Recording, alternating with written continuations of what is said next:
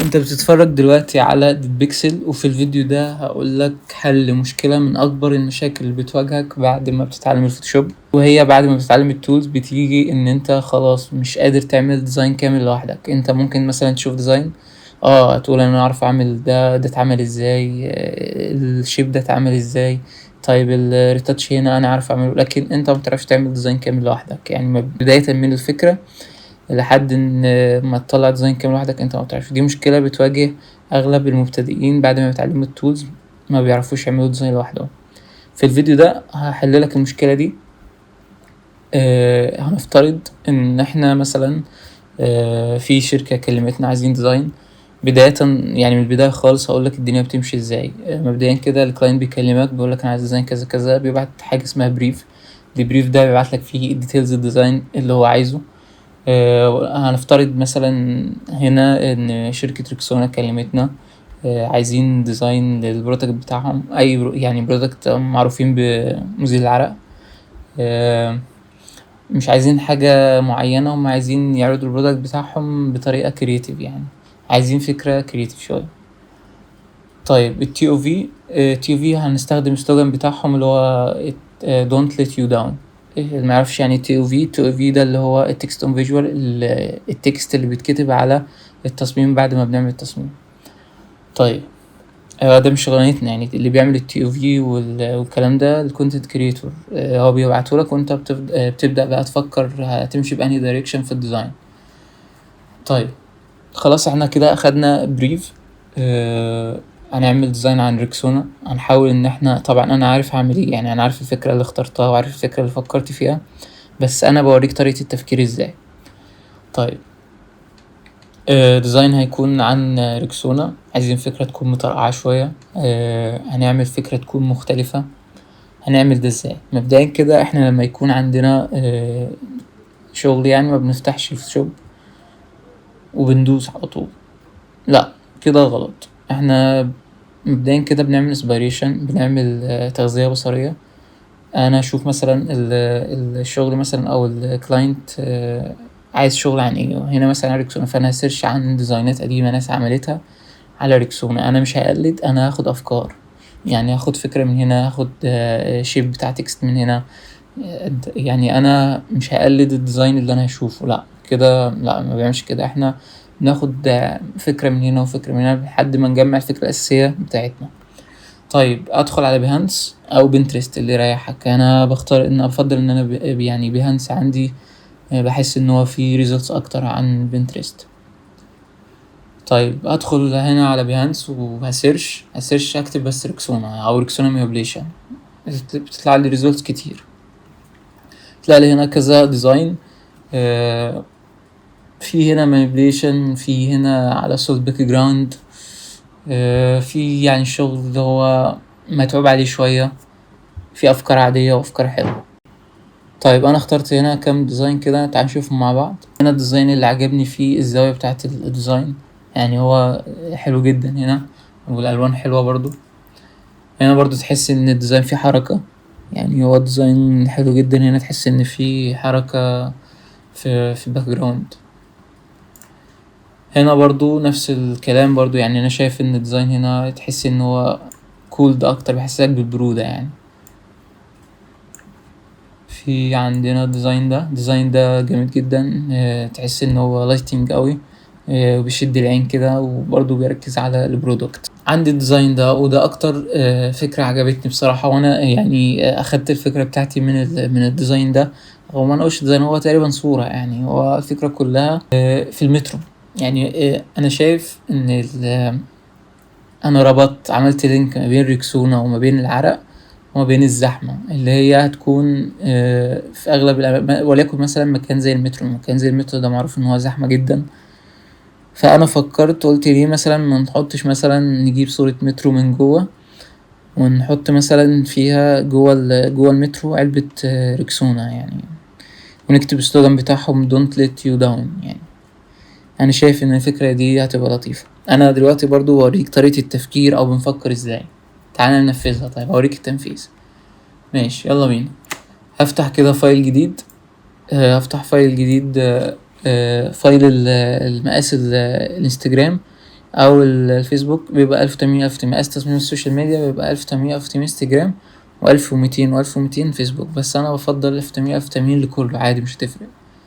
هدوس كرييت هنا اهو 1080 وادوس كرييت. طيب انا اخترت هنا صورة المترو دي، هكبرها كده.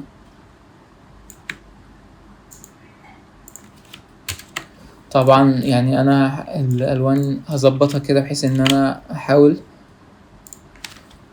احط علبة او ازازة الريكسونا في الحتة دي اهي، بحيث انها تبقى واقفة كده. طيب انا هحاول اظبط الالوان بتاعة الباك جراوند دي الاول قبل ما اجيب العلبة. طيب هدوس كونفرت تو سمارت اوبجكت، وبعد كده هفتح الكاميرا رو فلتر واحاول اظبط الالوان.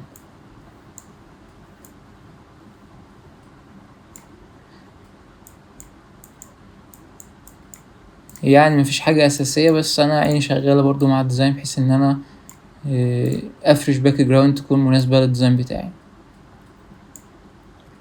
طيب ادوس اوكي كده واجيب صورة البرودكت اللي هو ريكسونا،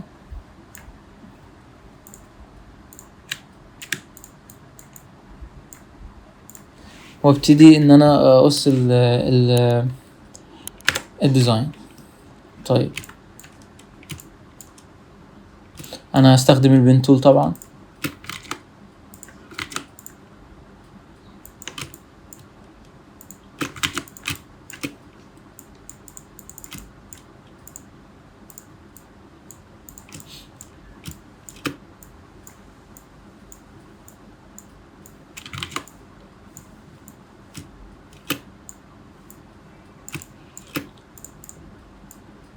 بصراحة في طريقة اسهل من البين تول، بس انا بفضل البين تول، والطريقة اللي انا بقولك عليها دي هتكون بصراحة يعني مفيدة جدا وهتوفر عليك وقت كبير، هشرحها في الفيديو الجاي ان شاء الله.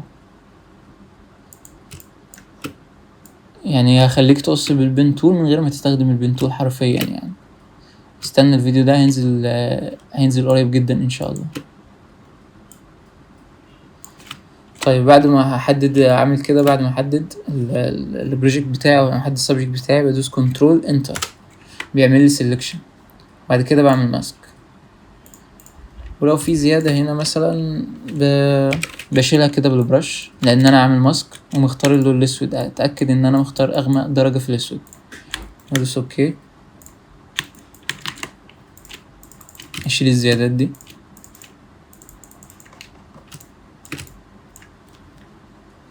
طيب تمام، انا شايف ان هو كده تمام.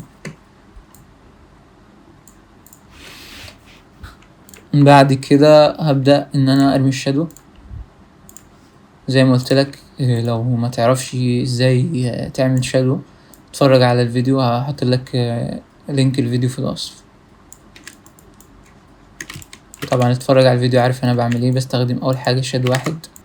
شادو واحد ده بيبقى اغمق درجة في الشادو. بعد كده بستخدم شادو اتنين احطه فلير لوحده، استخدم شادو اتنين ده بيبقى اخف منه شوية.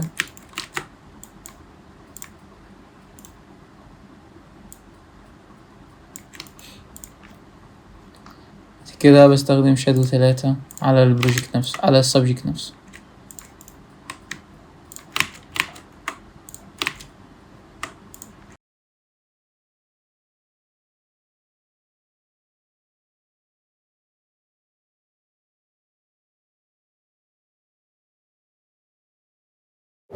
مسحة إضاءة الناحية دي.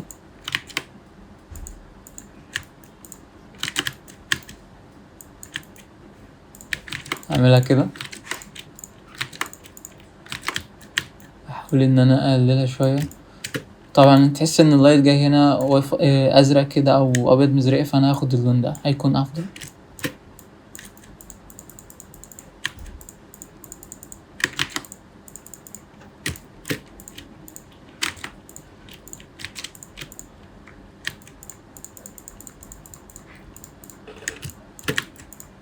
طبعا زي ما اتفقنا أي حاجة تكون فيها إضاءة أو كده بستخدم اللي هو مود سكرين مود.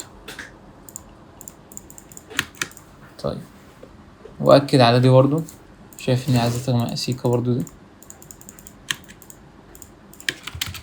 طيب انا شايف ان الباك جراوند دي مثلا ممكن لها افكت بلور شوية، مثلا فلتر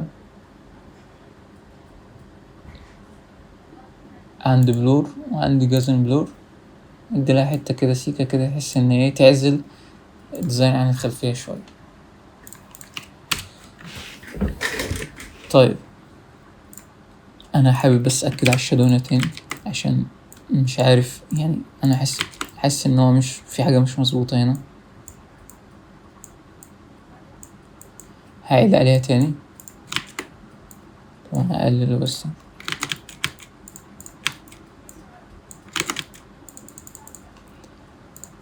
حاسس ان شادو واحد ده تقيل شوية، فانا ممكن اخففه كده.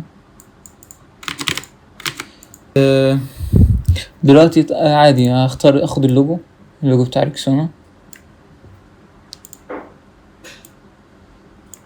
طيب دلوقتي اللوجو اسود، فانا عايز اخليها ابيض بكل بساطة. هدوس كليك يمين، بلندنج مود، بلندنج اوبشن، كولر اوفرلاي، واختار اللون اللي انا عايزه، اي لون، اختار الابيض بس. اوكي اصغر.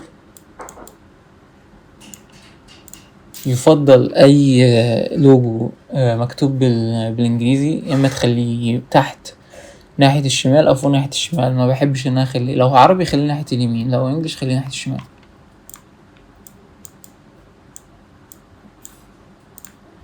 انا شايف ان هو كده مناسب للوجو تمام. وهكتب السلوجان بتاعهم it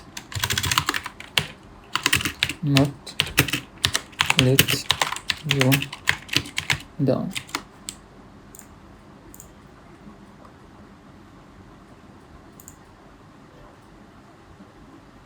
هخليه مثلا ميديوم،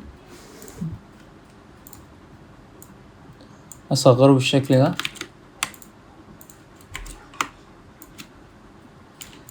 ممكن مثلا اخليه في المكان ده مثلا it not let you down، بيقولك ان هو ريكسونا هنقذك في الحر وهنقذك في الزحمة، مش هخليك لن يدعك هتسقط ابدا يعني. الفينش بقى بتاع الديزاين انا عن نفسي بعمله ازاي. باجي هنا بخفي التكست اللي هو التي او في، وبخفي اللوجو. بعد كده باجي على اللير اللي تحتهم، بدوس كنترول الت شيفت اي، بيخلي لي الديزاين كله، الليرز كلها في لير لوحدها اهي. بيبقى الديزاين كله كأنه اتصور كده وبقى في لير لوحده. طب انا بعمل كده ليه؟ بعمل عشان بعمل افكت اخير على الديزاين ككل. بعد كده بروح على الفلتر، كاميرا رو فلتر، وابتدي ان انا اظبط الالوان. برضو مفيش حاجة ثابتة، كله بعيني يعني، انا بشوف كده وبظبط.